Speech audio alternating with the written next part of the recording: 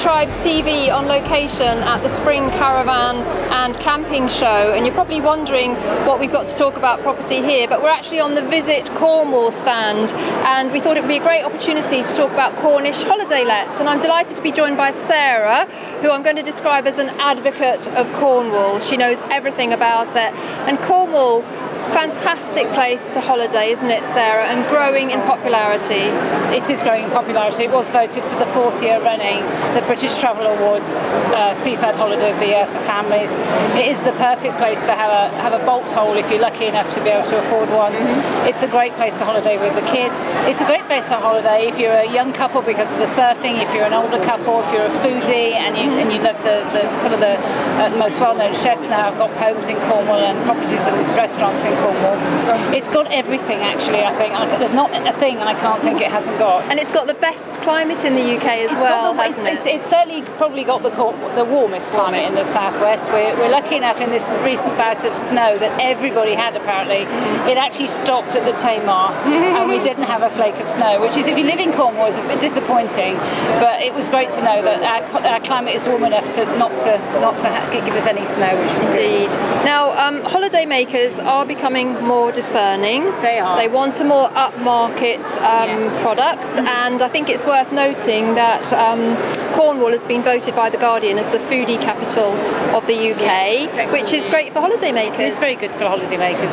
Yes, I think people's expectations, but people have been used to going abroad. Now money's got a bit tighter. They're starting to look for places in the UK to replace their maybe south of France or southern Spain holiday. They're coming to Cornwall and they're still finding that quality of accommodation and the quality of food and the quality of entertainment they would expect on a foreign holiday. Cornwall has kept its end up, if you like, over the years. A lot of people see it as a very traditional place to holiday, certainly the traditional bucket and spade. We've got fabulous beaches, they've got golden sand.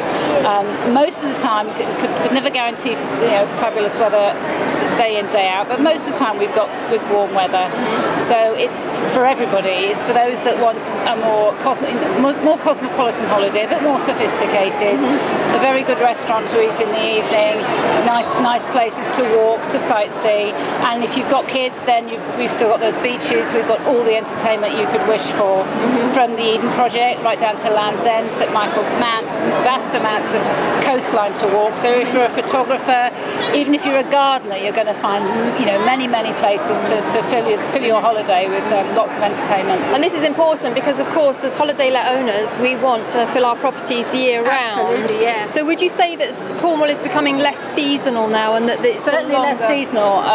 Certainly it's the lower season, the sort of May and Easter time is certainly becoming more popular than the peak July and August weeks.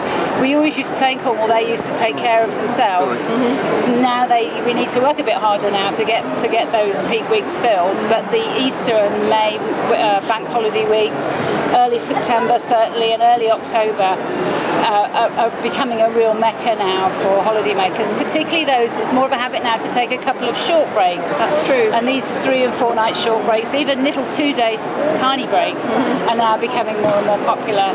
People just popping over the Tamar and whizzing down to their favourite little hotspot in Cornwall and enjoying it. Just a bit of a breather for a few days. Absolutely. Well, thank you so much for talking to us and sharing your thoughts on Cornwall. Thank you.